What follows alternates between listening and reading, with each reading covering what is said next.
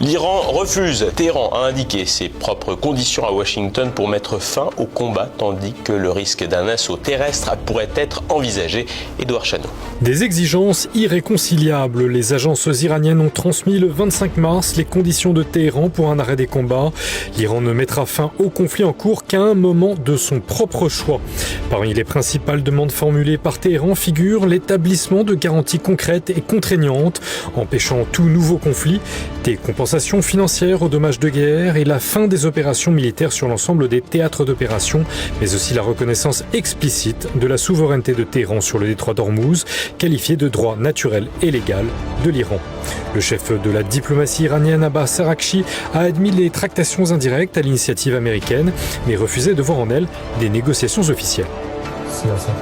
Actuellement, notre politique consiste à poursuivre la résistance et la défense de notre pays. Nous n'avons pas l'intention de négocier. Jusqu'à présent, aucune négociation n'a eu lieu. Des messages sont parfois échangés par l'intermédiaire de pays amis ou de différentes personnes. Il ne s'agit ni de discussion ni de négociation.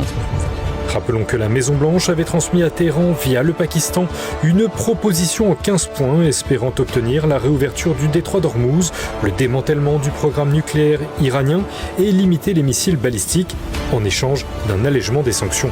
Visiblement maximalistes, les exigences américaines étaient synonymes de capitulation pour l'Iran. Pourtant, selon des sources au sein de la Maison-Blanche citées ce 26 mars par CNN, les États-Unis espèrent encore organiser une réunion au Pakistan. Selon d'autres sources, le vice-président J.D. Vance, très discret depuis le début du conflit, pourrait être dépêché à Jalalabad pour négocier en lieu et place du duo Witkoff-Kushner, accusé par Téhéran d'avoir traîtreusement abandonné les négociations.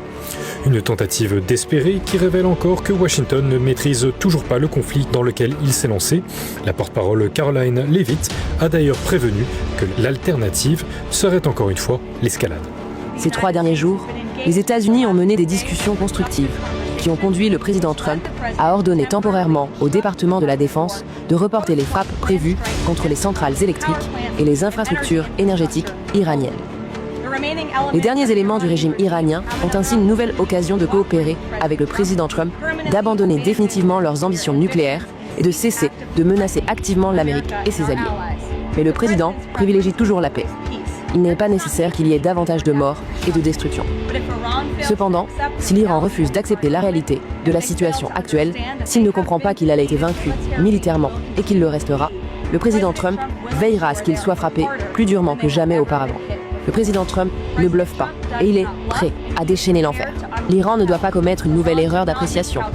Une manière plutôt de masquer les erreurs d'appréciation de la coalition israélo-américaine depuis un mois. Washington menace de poursuivre sa fuite en avant dans la guerre. Selon le média d'investigation Axios, citant ce jeudi plusieurs sources au sein du Pentagone, l'armée américaine étudie 4 options militaires, espérant porter à l'Iran, je cite, un coup final.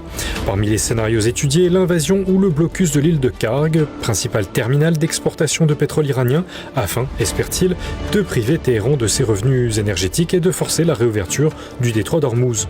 Les autres pistes envisagées concernent la prise d'autres îles stratégiques comme l'Arak et Abu Moussa et enfin l'interception de navires pétroliers iraniens. Des plans d'une opération en profondeur ont aussi été préparés pour sécuriser l'uranium enrichi enfoui dans les installations nucléaires.